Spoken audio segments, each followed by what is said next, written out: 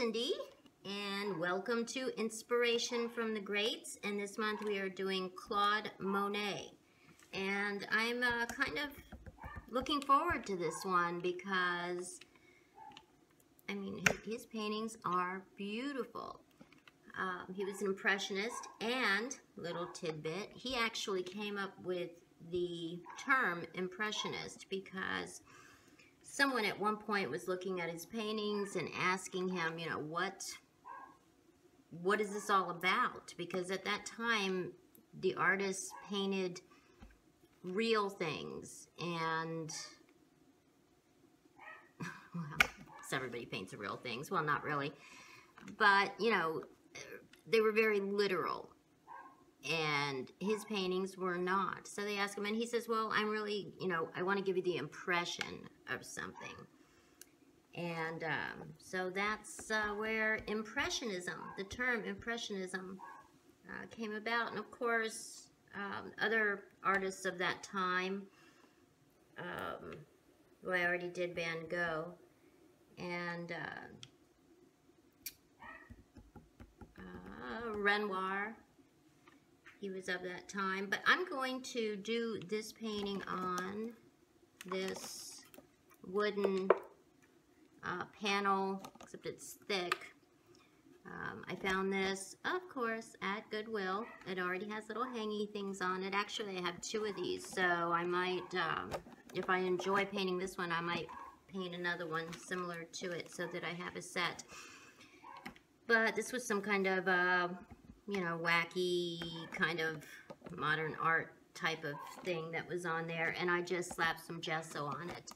I'm going to, I haven't decided what color, but I'm going to put a base color. I'm going to cover the whole thing with like a base coat, a ground, so that with the technique that I'm going to be using, you won't see the white in between. If I have any loose spots, you'll see the other color. And it was trying to decide what, I was looking at his paintings and, you know, what do I want to do? And I decided on the water lilies for two reasons. First of all, they're beautiful. Well, three reasons. First of all, they're beautiful. Second of all, he painted over 250 paintings of the water lilies. He had all these lily ponds where he was living at the end of his life. And he was in his 80s when he was painting these, and he his eyesight was terrible. He had cataracts. I think he had some sort of cataract surgery, but his eyesight was still really whack. He couldn't see colors the way he used to. And my dog, my little doggie, who you can hear barking down there, is blind. And she's not barking because she's blind. She's barking because that's what she does. She's barked her entire life. She's 17 years old, and she loves to bark because she loves to eat. And she does not just eat until she gets hungry and then stops. She will eat forever as long as there's food there. But yeah, she's blind, and she can't hear, and I'm pretty sure that she can't smell either. But she has a will to live that's incredible. So she gets around the house, you know, pretty well. Of course, she's lived here for 17 years, so she knows her way around, even though she's totally blind. I don't even think she can see shadows or anything. I have to hold her food, I have to put it right under her nose and sort of squish her nose down in it a little bit so that she knows it's there, and then she'll gobble it down. But anyway, so he's blind, my dog's blind. And the other thing was, most of the water lily paintings, they're different because usually when you do something in nature, you'll do the sky up here and the ground down here. But because he's painting water, most of his paintings, the entire painting is the water, but you're seeing the reflection of trees and bushes, like upside down in the water. And then sometimes you'll see the sky down here. So you're really kind of painting everything upside down because it's a reflection underwater. So I think that's going to be really cool to try that. So I'm going to get my things together and get started. I'll be right back.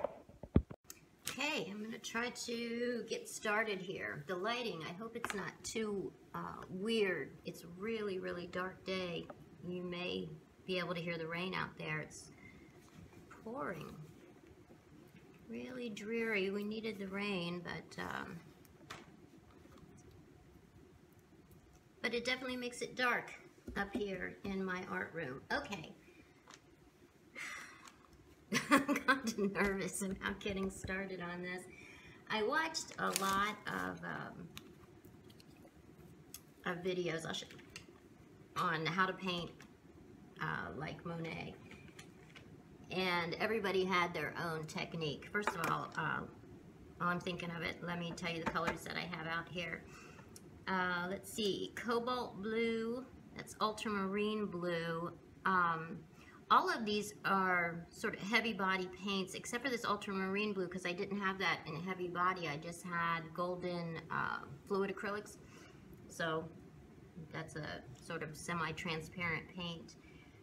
This is cerulean blue, cadmium yellow, white of course, alizarin crimson, permanent rose, violet, phthalo green, and this one is, oh, it's Artist Loft brand, and it just says deep green. So anyway, those are the paints that I'm going to use. But I watched several videos, several different people. Everybody had their own technique. I watched this guy David Dunlap paint the water lilies, and I really liked his take on it. Was different than everyone else, and his painting, which didn't take him very long, but it was really, I also have water here, it was really pretty. And his water really looked like water, even though it's the impression of water, but I don't know. I wanted to try to do it like he's doing it because I wanted to see if I could make mine look more like water. So, okay.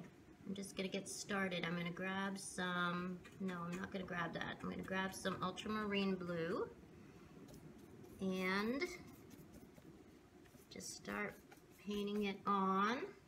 Let's see, I'll mix some green in with it. I don't think this is the brush that I'm going to start with. I wish I had maybe this one will work. I want to use a big brush, but not something so hard like that. This isn't gonna really do it what I want it to do either. But as I mentioned before, we're starting with the top. I'm gonna have to just switch to a smaller brush that has better bristles on it. To do it this way. I just got too much water on my brush. Is that the problem? I'm going to have to put several layers because this is too thin, or try to dry out this brush a little bit. See? We're messing up right at the very beginning.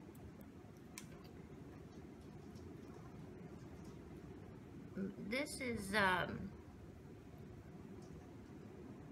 represents the reflection of the trees and bushes above the water. This lighting is terrible. I can't even see my canvas properly. Boy, did I pick a bad day to do this. I'm gonna do it anyway. But in Monet's work, he had just lots of colors. Like this guy says, he didn't do like washes or a lot of blending. It was just color beside color. Let's see. Put some of this phthalo green in.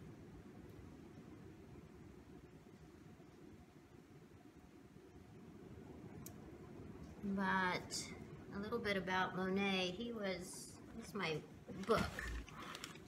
Let's see. When was he born? He was born in 1840, died in 1926. You know, he's not, all of my other artists have had these really sort of dramatic lives. They've all either been drunks or philanderers or something. Monet was actually pretty, I guess, together in a lot of ways. I mean, he knew at a very young age he wanted to be an artist. And he did what it took to get there. He was married twice, married his first wife, and had a couple kids. And his father did not support his art. His father wanted him to go into the family business. And I can't think of what that was right now, but he didn't want to, so his father cut him off. So he did not have, I have to hold this up for a minute, the reflection of this lights, I can't even see what's going on here.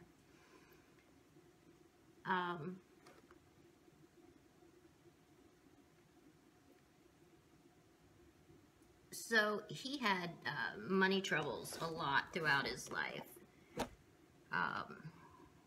After he was married, had a couple kids, he did meet a guy that became his patron, a man and his wife.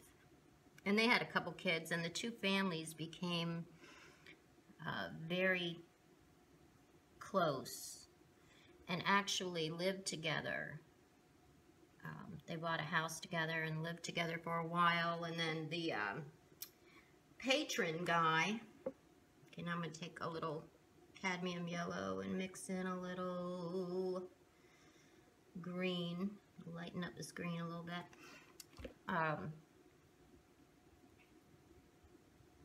The patron guy, he left his wife for some reason, and she continued living with the Monets. And then Claude Monet's wife died. She had cervical cancer, and she died. And Monet ended up marrying the other guy's wife after they got legally no, not after they got divorced. They didn't get divorced. After that guy died, then Monet got married to her. And her name was Alice. And she was very supportive of his art throughout his life. It's funny, when he first started out, he moved to a town with his first wife, and it was a town that at one time was really beautiful, but industry started taking over, and they had all of these smokestacks and just all kind of ugliness that happens to an area when industry comes in. And he started painting that, and people really didn't understand it because, you know, people wanted to see really pretty things. But he, at that time, was painting, even though he still was he was painting it impressionistically, which people didn't understand at that time either. But he was painting, you know, the ugliness of what was happening. He was painting what he saw. And that made it hard for him to sell paintings. I have to hold this up again.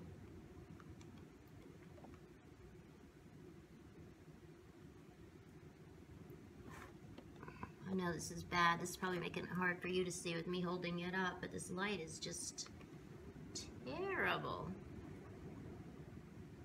Terrible. But as you can see, I'm just taking my time and trying to put the blues and greens down without mixing them together. See how you can see the blue, green, and different shades. You can see the strokes in there. I'm trying to make the strokes look halfway decent.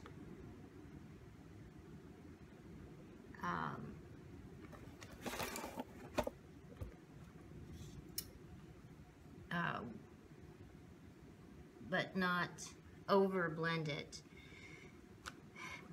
When, not to get off the subject, but when he did his water lily paintings when he was old, he did them in what they called alla prima, which means he just did it all at once because he was outside. He was painting from life outside, and you know, you can't stay out there forever. So he would paint, he was, you know, using oil paints too, of course, which take forever to dry. So nothing was dry, he just kept going wet into wet. But I think what I'm going to have to do to get this to look the way I want it, because I'm not a skilled painter, and I just don't like the way, I shouldn't have started out with so much water on my brush, because that's messing up this whole thing. I'm going to let this dry for a minute and come back in so that I can get this to do what I want it to do. And that's not at all what Monet did, but that's what Cyndi's going to do. Actually, Cyndi may not do this right at this moment. I think I'm going to add the lighter colors down here and then do it because, well, because I just want to see what happens. That's why. That's why. So I'm going to mix a little, like a lot of white, and with a little blue. Mixing too much blue in here. Just put some color down here.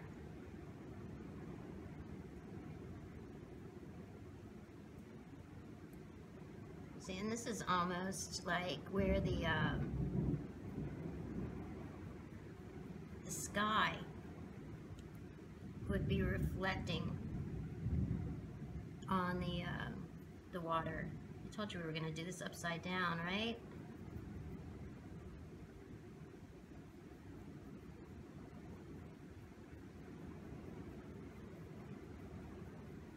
Something like that. One of the videos that I watched, the guy did the whole thing like this with his brush, just making little, called them slabs of paint, and he said that's the way Monet did it.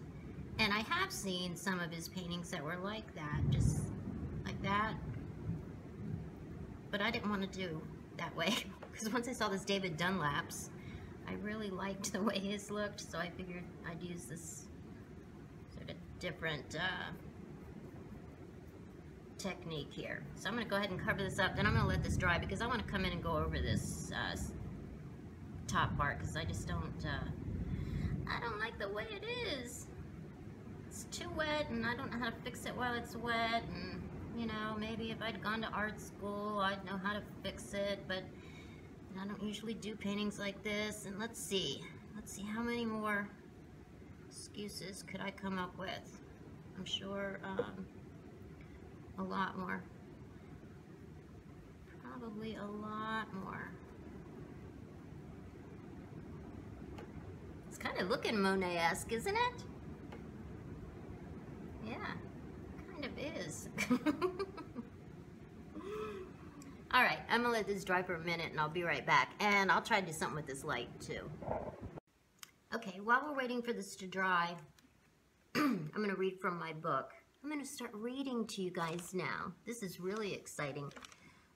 No, I'm going to read and give you just a little bit of history about how he got started.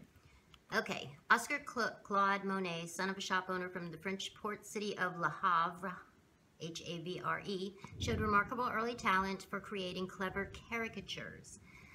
By the time he quit school at age 17, he was earning a good living off his drawings, saving 2,000 francs, which he dedicated to building his artistic career. At 19, he headed for Paris, where he spent 2 years studying before being called up for military service. Given his scholarly underachievement, he rather surprisingly enlisted in a crack cavalry regiment that trained in Algeria. But within a year, he came down with typhoid and was sent home. In 1862, Monet was back in Paris, this time at the Academy of Charles, G-L-E-Y-R-E.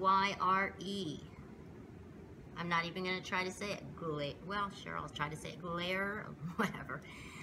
who taught traditional painting methods, none of which interested Monet. He was already dedicated to plein air painting, work done outdoors directly from nature, and was well on his way to developing his own style.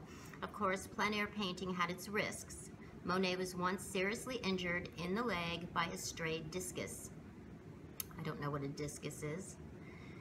He found kindred spirits and fellow students Camille Pissarro, Pierre-Auguste Renoir, Alfred Sisley, and Frederic Balzier. And one afternoon in 1863, the 5 artists abandoned Glaire's atelier and headed for the countryside to paint. That was the end of Monet's artistic education. The year 1865 was a good one for Monet. He met the lovely Camille Dancy something and had a landscape accepted at the Salon, the state's formal exhibition. A scant 2 years later, however, his ambitious Salon submission called Women in the Garden was rejected outright, and Camille was pregnant. Monet's father, furious that his son had fathered a child, cut off his allowance and demanded that he return to Le Havre. Camille was left alone in Paris to have the baby. Over time, Papa Monet softened enough to pay his son a pittance, but it wasn't enough to support Camille and baby Jean, so friends were regularly asked for loans. When his 1869 Salon submissions were rejected, Monet grew so depressed he threw himself into the Seine River. He immediately regretted his rash action. Fortunately, he was a good swimmer. Then, after that, and this is getting pretty dry, after that, he was friends with Edgar Degas. I'm sure you've seen those sculptures of the dancers. Those are Degas. They're beautiful. I love those.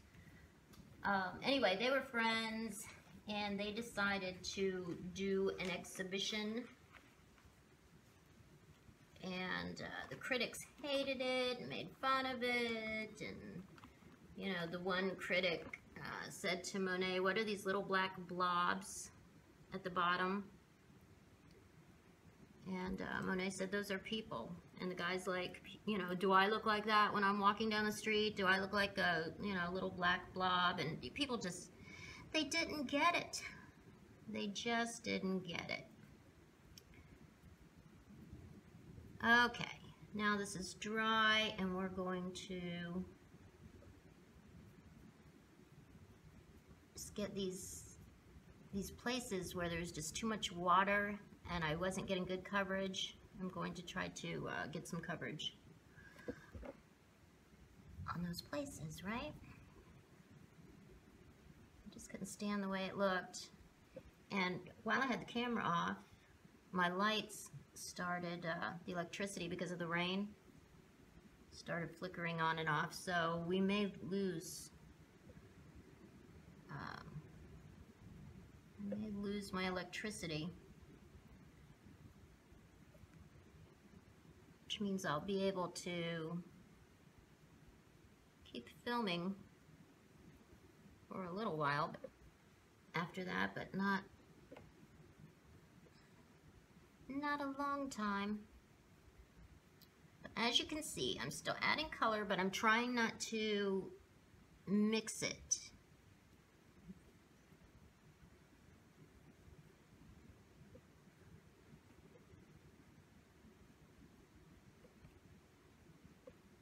I need more ultramarine blue. This ultramarine blue is becoming one of my favorite colors recently. I never used it before.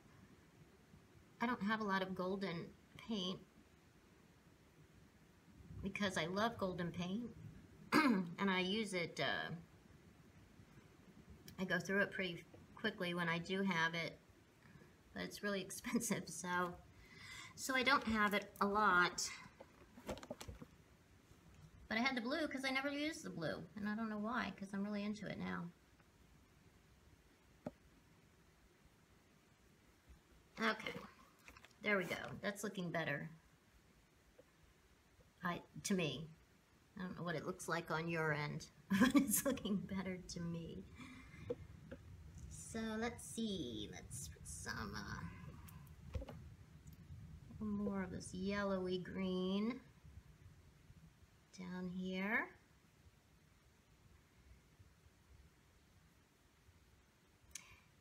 And during Monet's time, they'd come up with a flat brush. Prior to that, they only had round brushes. But they figured out, they came up with the metal, whatever this is called, it's called something. And they figured out how to squish it and flatten it and create a flat brush. So he used the flat brush a lot.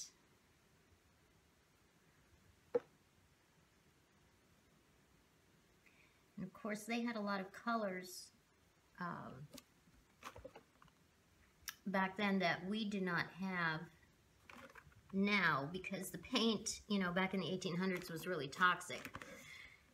They put all kinds of deadly chemicals in the paints. And so today, and I just found this out, you'll notice today a lot of times when you buy paint, like this says cobalt blue hue, that means that they mixed things together to make that cobalt blue. Now back in the day, they just had cobalt blue, and it was made from, I don't know, cobalt? I don't know, some kind of, I'm such a scientist, some kind of toxic chemical, but now they don't make it that way, so they mix some other stuff together, and that's why it's called a hue, and I just learned that. So you never know what you're going to find out when you're being inspired by a great, right?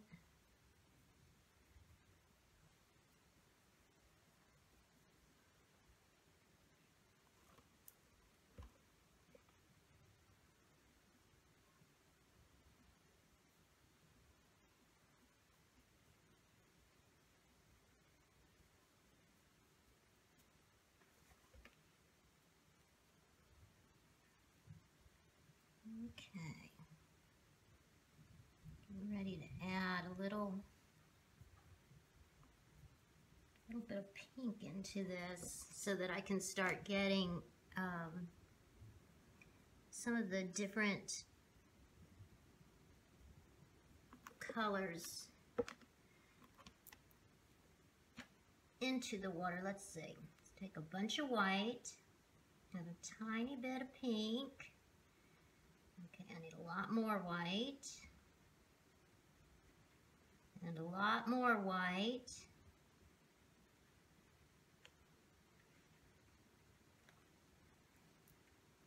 One of these days I'm going to get a grip on mixing colors.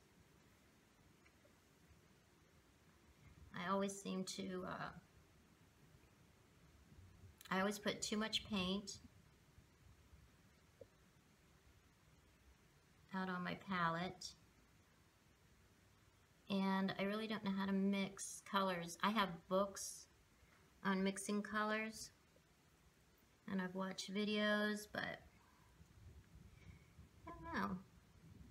I'm not good at it. And I think it's sort of like having, some people have an ear for music, and I may have talked about this before, or used this as an example before. Ooh, my cadmium yellow is getting really gross. Let me wash off my brush. But some people just have an ear for music. They can hear a song and figure out how to play it. And I'll use the guitar as an example because that's what I play, guitar. Now, I can play anything that someone shows me how to play. But I can't figure it out myself. My husband, on the other hand, can figure it out himself. And I think it's the same with like mixing colors. If I'm shown, I can do it, but I can't figure it out myself.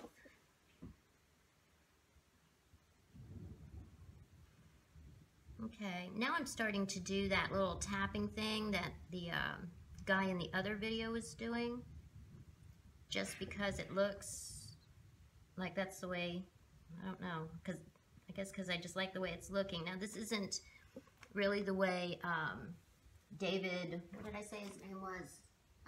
David Dunlop. I'll put a link to his video at the bottom in case anyone would like to see his painting, how he did it. So it was really beautiful. He did it really fast. He's a landscape painter.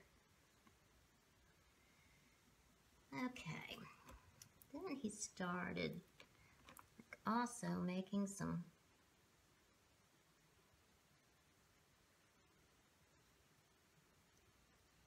putting some white up here, so we're getting a little bit of,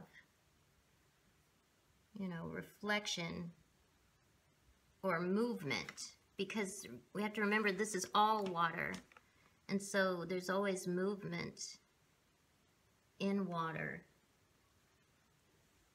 So we have to get some of this movement in here. Let's kind of bring some of this up. And here, there we go. It's looking kind of watery, kind of like reflections in water, right?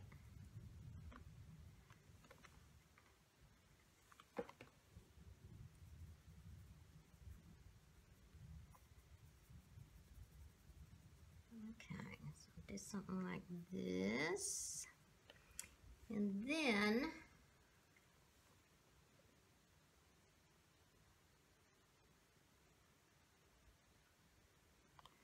let's see.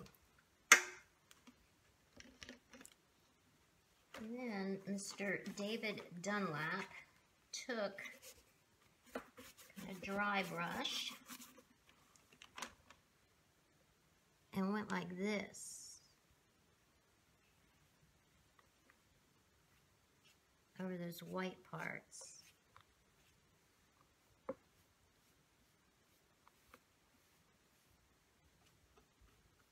And guess what? Mine's not looking like his. But of course it's not going to.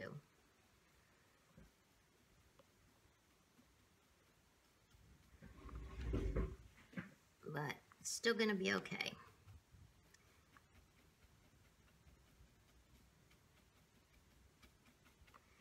So I'm not trying to exactly copy him. Just trying to, maybe I'll just use this. Not trying to exactly copy him, but I am trying to use like some of the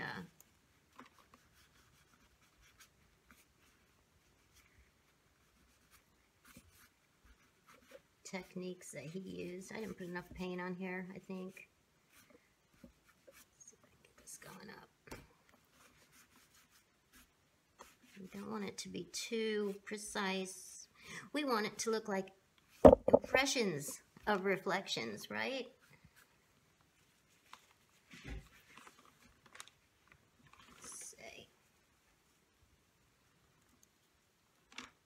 Let's see if we want something like this.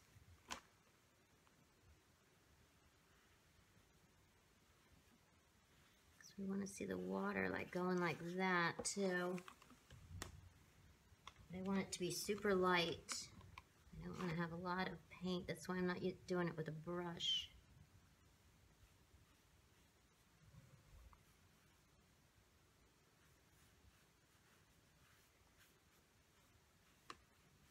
Whoops.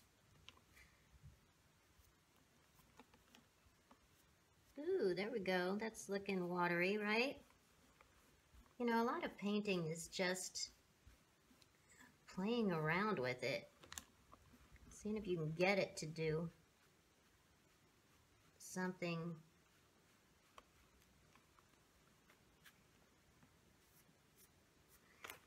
that looks kind of right. Okay. I think, let me look. I think we're looking kind of watery. So let's see. I think I want a little, whoops. I accidentally got a bunch of blue on my brush. Don't put that on there. And I don't want a lot of water on my brush either. Okay, let's put some more little colors. I'm going to do a dab of alizarin crimson with a bunch of white this time.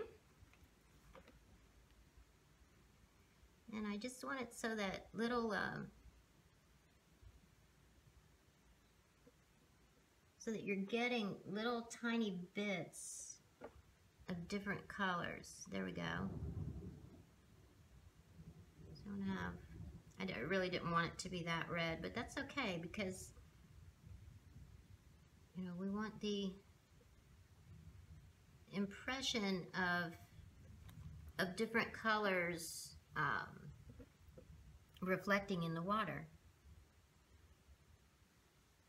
And if you look at his paintings, I mean, they're just, you can go so deep into them looking at the all of the different colors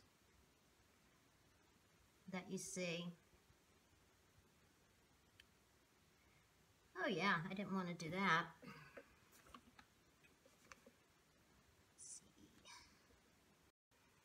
My camera stopped right in the middle of that. So I took the opportunity to let this dry a little bit, but now we're going to attempt, I'll have this over here, to make some water lilies. Let's see what happens. Let's see what happens.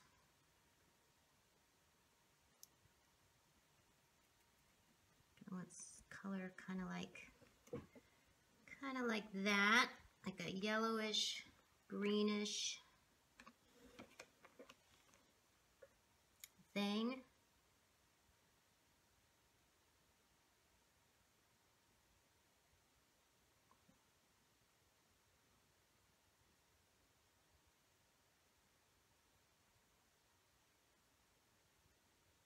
And the water lilies are just sort of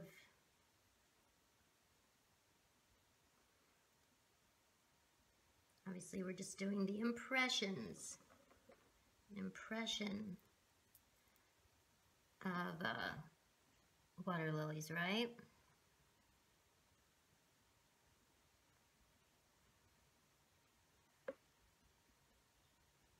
Speaking of water lilies, my husband and I, we have a goldfish pond, and we wanted to have some water lilies, so we met a woman in Newberry, small town nearby, and bought some water lilies from her, and she told us how to take care of them. She said, oh, you know, these are going to be, these are no problem, they're so easy to deal with. Not true. Make a little bit darker green. Not true. I mean, when we bought it, it had an actual lily on it. Lily disappeared, and we never had another one. Plant died. Let's see. I just sort of want these to be everywhere. Not everywhere, but around, and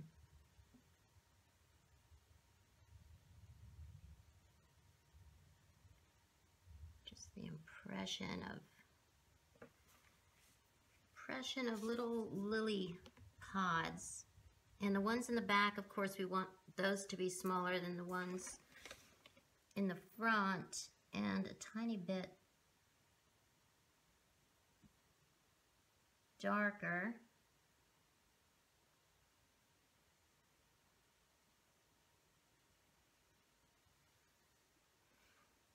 Yeah, maybe they need to be a little bit darker than that.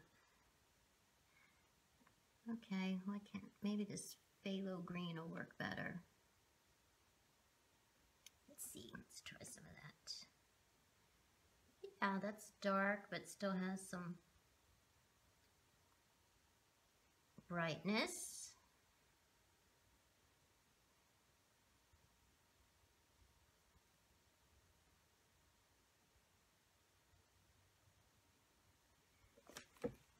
cool. I don't like these right here though. Those are not very lily pad looking. But I guess, I don't know, they're not supposed to be, right? These are just the impressions of little lily pads.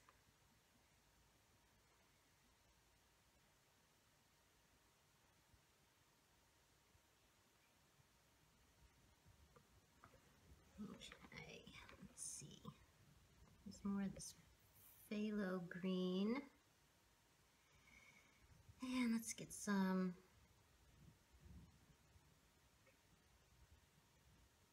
coming through here. I don't know if I'm going to try to put blooms on some of these or not. Maybe.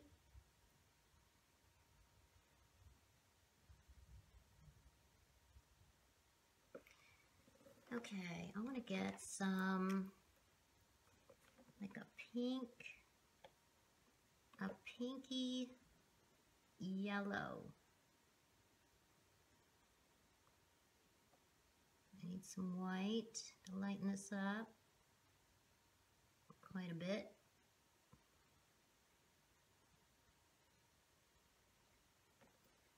So I'll try to get that into some of these.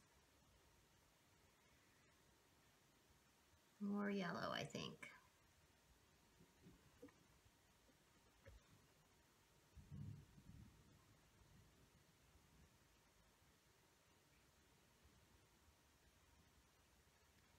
Because we have to remember, he liked, you know, a lot of colors, and when you're looking at reflections,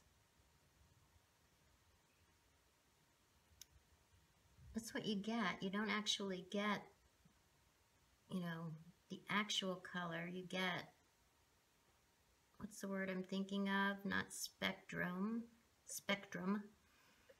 I don't know what the word is I'm thinking about, but you get, like, you know, all the colors of the rainbow when you're looking at a reflection, you know, in water. You know what I've noticed? Not to change the subject, but just to mention this, I've noticed that when I'm doing these videos, I say a lot of words in the wrong places. Like, I'll mean to say did, and I'll say do. Just use, and I guess it's because I'm concentrating on painting instead of talking. And I use a lot of weird words. So if you hear me do that, it's not because I don't know how to talk. It's just that evidently I have a problem talking and painting at the same time.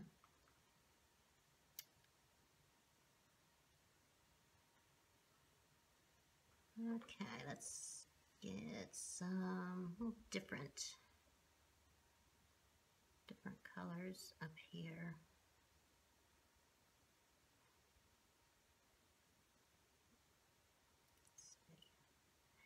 Making them all sort of the same length, and I don't want that either.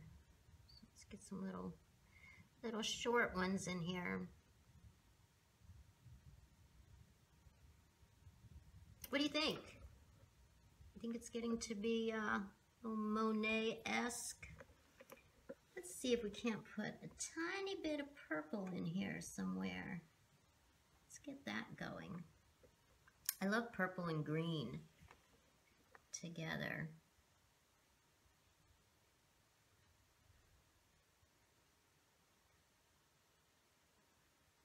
David Dunlap, he used purple at the bottoms of some of his lily pads to make them look more dimensional.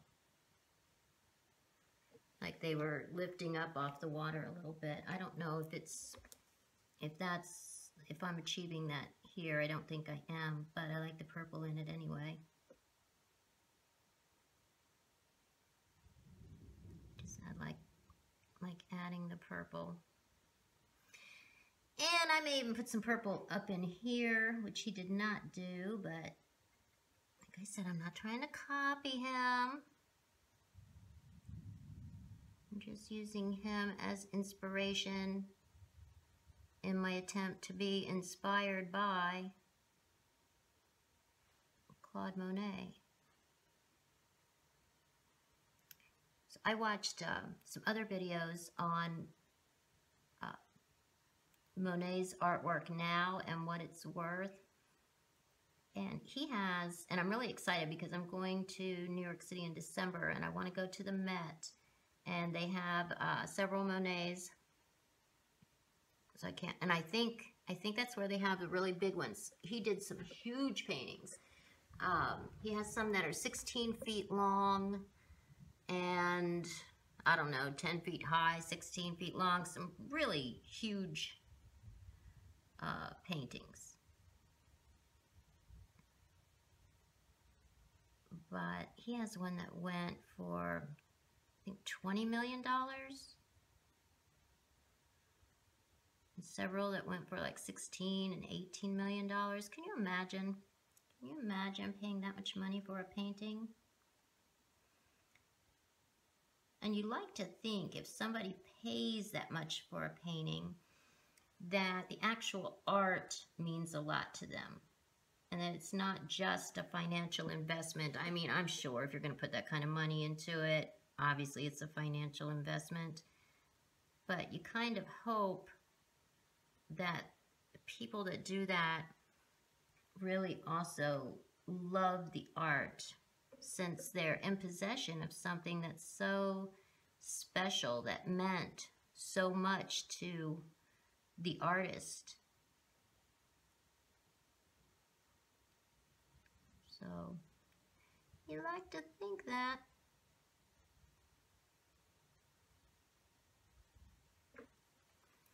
Okay, let's see.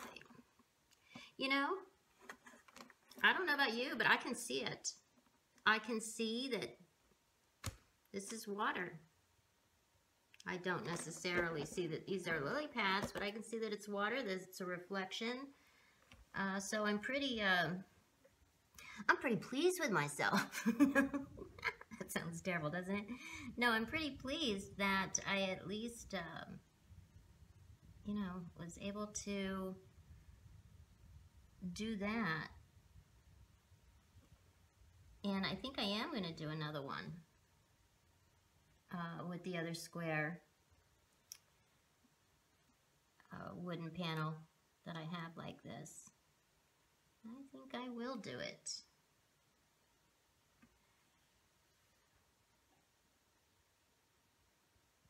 No, didn't want to do that. Didn't want to do that. Well, didn't want to do that either. Well, I don't know. Didn't really want to do that, but I kind of like the purple. So I think I'm just going to leave it. I'm just going to leave it and add a little bit of a really colorful purple over here. You know, I could be using a smaller brush and that might make this easier. What am I thinking? Let's use this. This one's not flat, but, well, it's flat, but it's not square. It's those rounded ones. Let's see. I'm going to have to wet it a little bit. Okay, let's see. Let's see what I can do with this. It's a really dried up brush.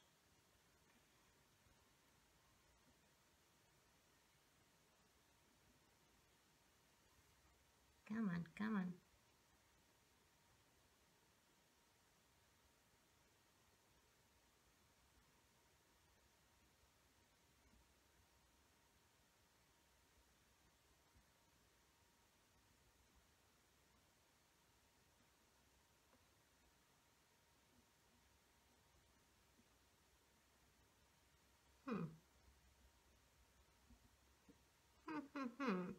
I'll just add little dabs of purple here and there.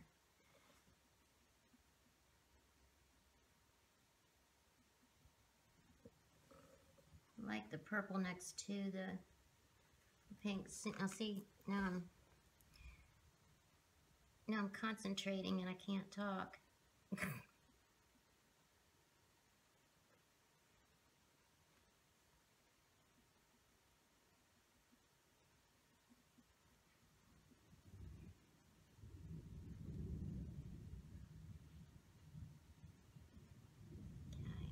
What's going on down here at all. See, it's getting a little too confident, and now I don't like what this is doing over here.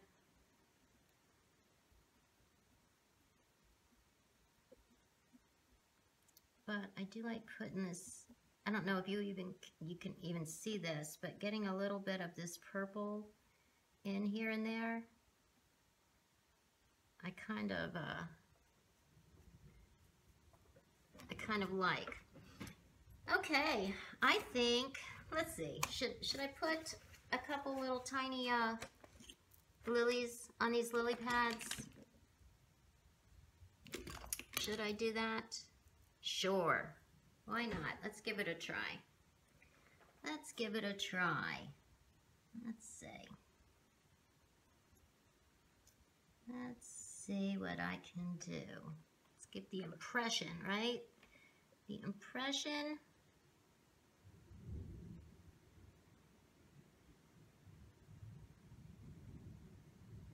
of some little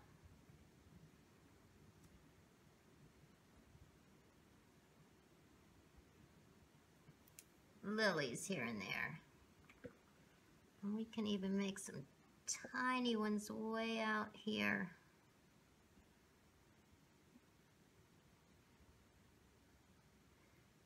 They have to be really tiny because they are in the distance.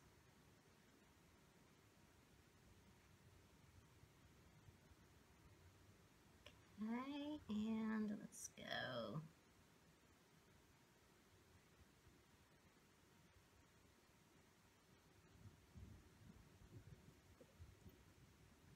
Do I want to stick with 3 down here, or do I want to do 5?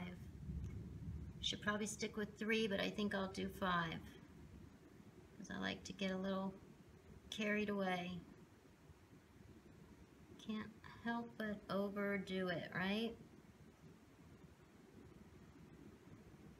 Okay, and let's put some little teeny bit of color in the middle of these.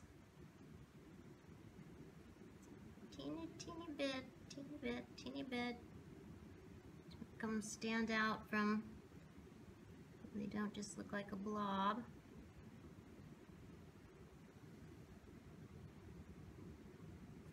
Ooh.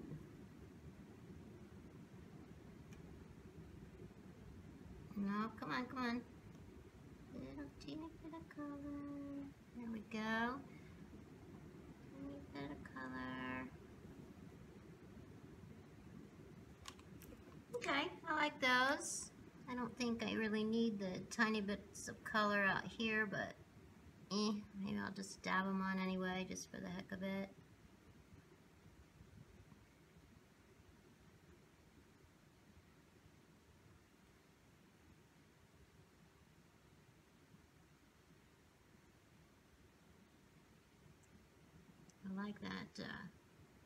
I like that alizarin crimson.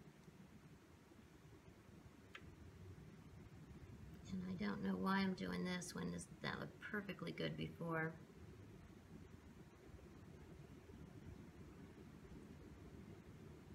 Or maybe it didn't, I don't know.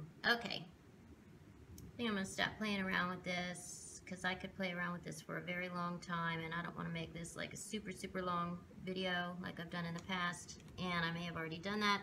So I think that's where I'm going to leave it. There we go. There's my Monet water lilies. Should I put another lily there? No, stop it.